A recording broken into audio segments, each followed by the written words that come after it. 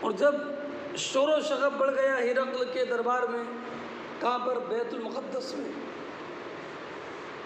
تو وَأُخْرِجْنَا، ہم تمام 10 لوگوں کو جو بلایا گیا تھا انہیں حکم دیا، ہم کو حکم دیا گیا کہ جاؤ، اب تمہارا کوئی کام نہیں ہے، تم سے جو سوالات کرنے تھے وہ سوالات کرنے ہیں۔ ابو سفیان کہتے ہیں کہ میں نے نکلنے کے بعد اپنے ساتھیوں سے کہا لقد امغا امرو ابن ابی کبشہ، امیرا کے معنی عظومہ، آج یقیناً ابو کبشہ کے بیٹے کا معاملہ بہت بڑھ گیا ہے۔ ابو کبشہ کا بیٹا کسے کہا؟ نبی کریم علیہ السلام کو۔ اب نبی کریم علیہ السلام تو عبداللہ کے بیٹے ہیں، نہ کہ ابو کبشہ کے۔ تو اس کے 3 جواب حاصل طور پر میں آپ کے سامنے پیش کر دوں، جو محشی نے بھی ذکر کیے ہیں کہ ابو کبشہ یہ قبیلہ خزاعہ کا ایک شخص تھا، ابو کبشہ، جس نے بتوں کی عبادت میں قریش کی مخالفت کی تھی، اور وہ بت پرستی سے بچتے بھی تھے اور بچنے کا حکم بھی دیتے تھے۔ اور نبی کریم علیہ السلام نے بھی بت پرستی کی مخالفت کی، توحید الہی کا پیغام دیا۔ تو جو کام ابو کبشہ کرتے تھے، یعنی بتوں کی عبادت میں قریش کی مخالفت، تو اس معاملے میں یعنی بتوں کی عبادت میں قریش کی مخالفت میں نبی کریم علیہ السلام کا معاملہ وہی تھا جو کہ ابو کبشہ کا تھا۔ اس لیے نبی کریم علیہ السلام کو ابو سفیان نے ابن ابی کبشہ کہا۔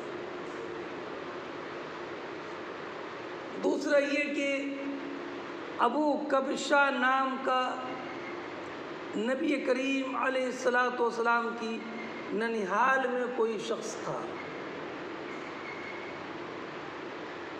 ننیہال میں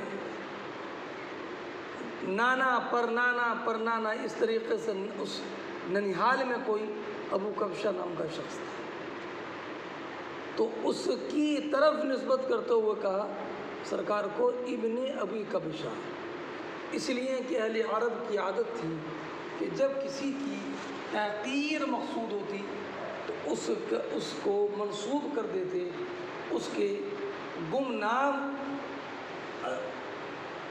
اجداد میں سے کسی کی طرف۔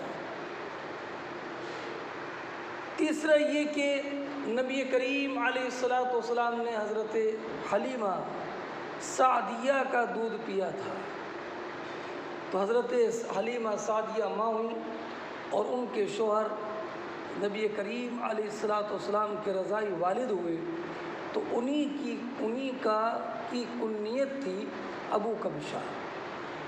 ابن ابی کبشہ سے مراد ابو کشبہ سے مراد نبی کریم کے رضائی والد ہیں۔ اور میں نے بتایا کہ اہل عرب کی عادت کریمہ تو یہ تھی، اہل عرب کی عادت یہ تھی کہ جب کسی کی تحقیر مقصود ہوتی تو اس کو منسوب کر دیتے اس کے کسی گمنام باپ کی طرف۔ تو کہا ابو سفیان نے کہ ابو کبشہ کے بیٹے کا معاملہ تو بہت بڑھ گیا بھائی، کہ آج ہرقل جو روم کا بادشاہ ہے، دنیا کی سپر طاقت ہے، اس وقت میں دنیا کی 2 سپر طاقتیں تھیں، ایران اور روم۔ ایران میں مجوسی رہتی تھی اور روم میں نصارہ۔ تو کہا بتائیے اتنی سپر طاقتور ملک کا بادشاہ بھی یہی کہہ رہا ہے کہ بے شک وہ نبی موعود ہیں اور میں ان کے قدم کا دھون پی لوں اور میں ان کی ملاقات کا شرف حاصل کرنے کے لیے بتکلف اور مشقت کے ساتھ بھی مدینہ طیبہ حاضر ہو جاؤں۔ تو بتائیے اتنا سپر ملک کا بادشاہ اپنے لیے کریا زاری اور نبی کریم کی عظمت کا اعتراف کرتا ہے۔ دیکھو تو صحیح کہ ابو کبشہ کے بیٹے محمد کا معاملہ کتنا بڑھ گیا ہے۔ ابو سفیان کہتے ہیں فما زلت موقنا، اچھا انہو یخاف ملک بنی الاسفر، یہ بنو اسفر رومیوں کو کہا جاتا ہے اس لیے کہ سب یہ اولاد ہیں روم، اسفر بن روم بن عیس بن اسحاق بن ابراہیم علیہ السلام۔ تو اہل روم چونکہ اسفر ابن روم کی اولاد سے تھے اس لیے ان کو بنی اسفر کہا جاتا ہے رومیوں کو۔ انہو یخاف ملک بنی الاسفر، کہ ان سے تو بنی اسفر کا بادشاہ خوف محسوس کرتا ہے۔ حضرت ابو سفیان کہتے ہیں کہ ہرقل کے جواب سے مجھے یقین ہو چلا تھا کہ بلا شبہ یہ نبی برحق ہیں اور عنقریب یہ غالب آ جائیں گے سب پر۔ تو مجھے یقین تو چلا تھا مگر اس یقین کے باوجود مجھے نبی کریم علیہ السلام کی رسالت پر اعتقاد نہیں تھا۔ یقین ہونا الگ ہے اور اعتقاد اس کا رکھنا یہ الگ ہے۔ تو ابو سفیان کہتے ہیں کہ مجھے یقین تو چلا تھا کہ یہ بے شک عنقریب یہ غالب ہو جائیں گے، مگر میں نے ابھی اسلام قبول نہیں کیا تھا۔ حدوثی اذعان فی القلب الگ چیز ہے اور اس اذعان کو اعتقاد بنا لینا اور اسی اذعان پر جم جانا یہ الگ بات ہے۔ فرماتے ہیں حتی ادخل اللہ علیہ الاسلام، یہاں تک کہ اللہ رب العزت جل جلالہ نے فتح مکہ کے موقع پر میرے دل میں اسلام داخل کر دیا اور میں فتح مکہ کے موقع پر مسلمان ہو گیا۔ میں نے آج تشریح کے ساتھ میں ترجمہ بھی کر دیا ہے۔ اب ابو سفیان سے جو روایت کی تھی عبداللہ ابن عباس نے اور عبداللہ ابن عباس سے روایت کی تھی عبید اللہ ابن عتبہ ابن مسعود نے، وہ تو یہاں تک پوری ہو گئی، سمجھ گیا آپ؟ اور عبید اللہ ابن عبداللہ کے راوی کون ہے؟ زہری۔ اب یہ اگلا جملہ آپ دیکھیے وَكَانَ ابن الناطور صاحب ایلیاء وہرقل سقف علی نصار الشام، یہ ابو سفیان سے مروی نہیں ہے بلکہ یہ خود امام زہری بیان کرتے ہیں، سمجھئے؟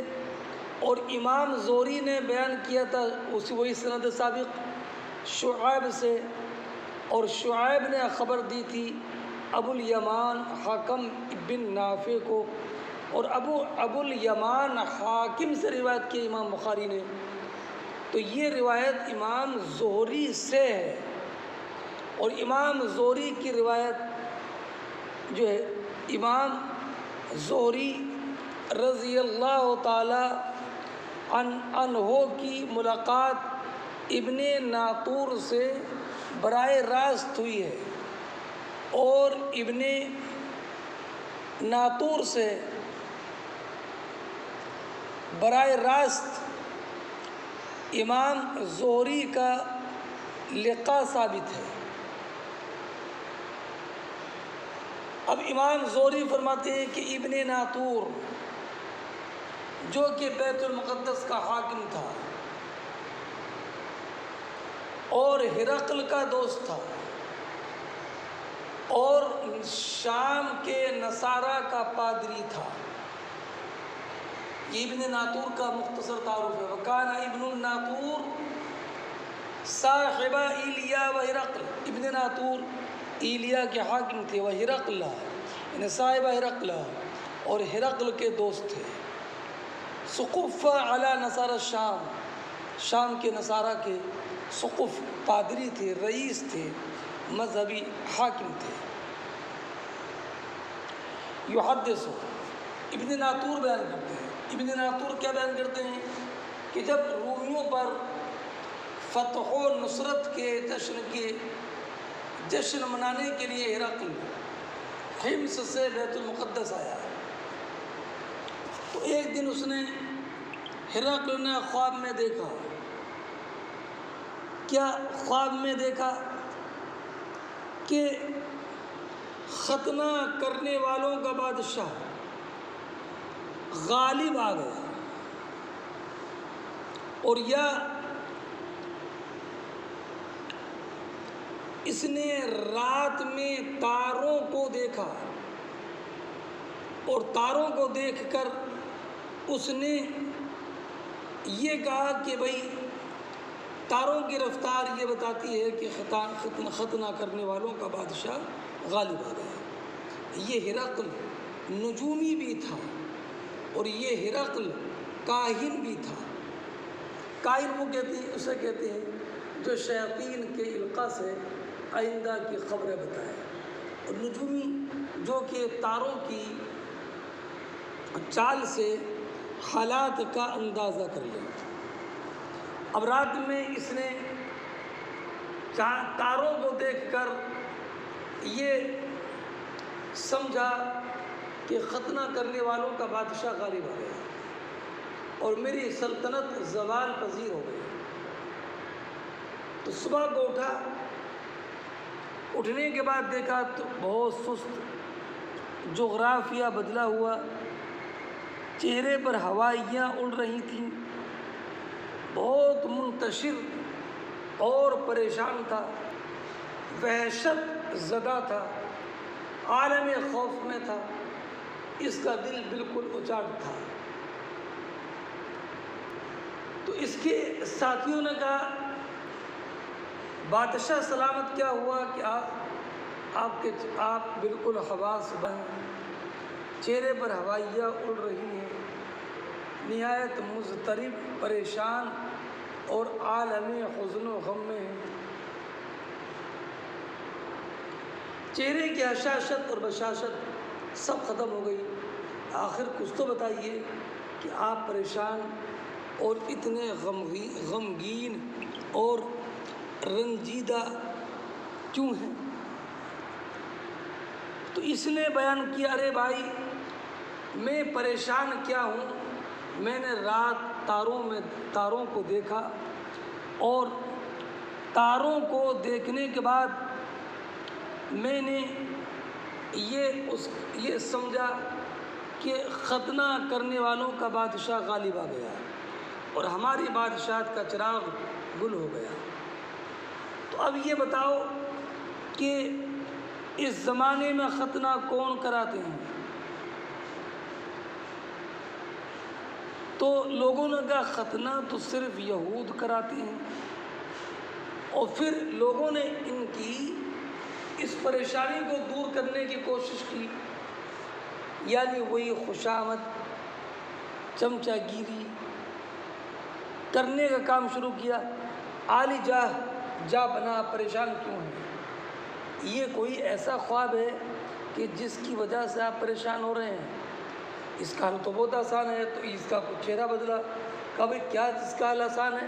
تو کہا ارے اس کا حل تو بہت آسان ہے، ہمارے اس زمانے میں یہود صرف قتل نہ کرتے ہیں، اب جتنے بھی یہود ہیں سب کو قتل کر دیا جائے، نہ رہے باس اور نہ بجے بانسری، اور جب کوئی یہودی غالب ہی نہیں رہے گا تو کوئی ختنہ کرنے والا باقی نہیں رہا، اور جب ختنہ کرنے والا کوئی باقی نہ رہا تو پھر کسی کے غلبے کا سوال ہی کیا ہے؟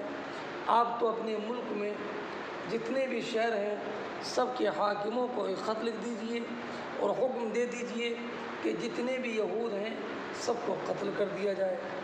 تو اب اس کو یہ مشورہ بڑا پسند ہوا اور یہ کچھ خوش ہوا۔ اسی عالم میں خبر مل گئی کہ ایک قاصد دحیہ کلبی نام کے بصرہ کے حاکم حاصر حارث ابن